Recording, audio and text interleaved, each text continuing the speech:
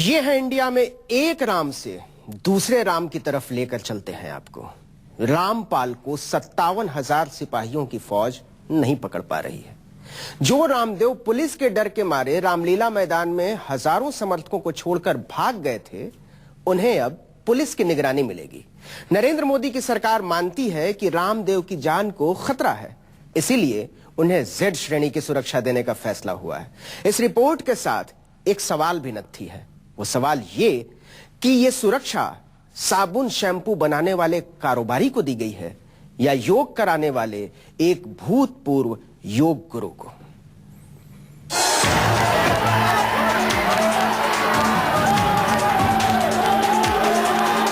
जब एक भी सिपाही की सिक्योरिटी नहीं है तो रामपाल न कानून को समझता है, न अदालत को और न पुलिस को।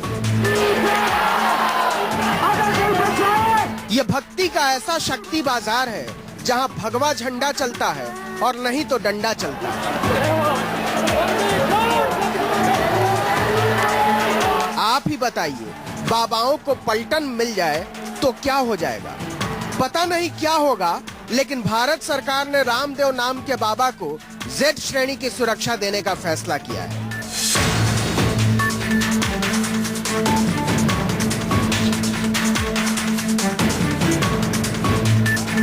जेड श्रेणी मतलब रामदेव जब चलेंगे तो आगे आगे भोंपू बजाती हुई पुलिस की एक गाड़ी चलेगी, एक गाड़ी पीछे चलेगी।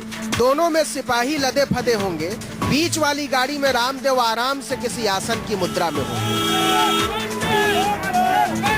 वैसे अब तो काले धन पर भी रामदेव ने बोलना छोड़ दिया है, तो उन्हें डर किस बात का है?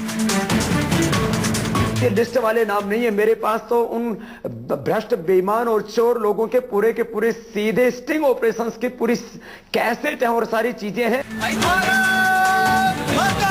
रामदेव पहले भी कम हिफाजत में नहीं चलते थे, लंबा काफिला चलता है उनके साथ, लेकिन ये उनका अपना इंतजाम होता था। अब सरकार करेगी, क्योंकि उसे लगता है कि रामदेव राष्ट्रीय संपत्ति है और उनकी हिफाजत के नाम पर जनता का लाखों रुपया फूंक देना एकदम जायज है।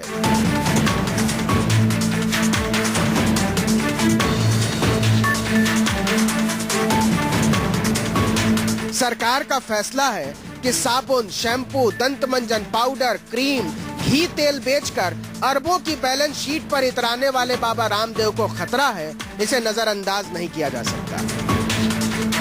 जो भी सिक्योरिटी मिलती है वो एक आकलन के बाद मिलती है।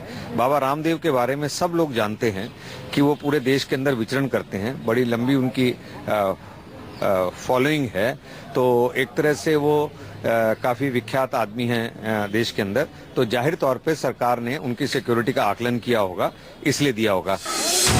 साफ पता चल रहा है कि घोर कलयुग आ गया है, वरना बाबा लोग तो पहले बताते थे कि शरीर नश्वर होता है, आत्मा अजर अमर होती है। तुम्हारा क्या गया जो रोते हो, जो लिया यहीं से दिया, जो दिया यहीं पर दिया, वगैरह वगैरह।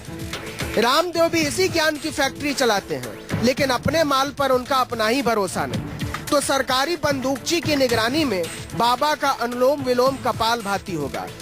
वैसे आपको याद है क्या, आपने आखिरी बार रामदेव को योग करते कराते या योग पर बात करते कब देखा था? दिमाग पर जोर डालिए और याद आए तो तारीख डायरी में नोट कर लीजिएगा, इतिहास के काम आएगा।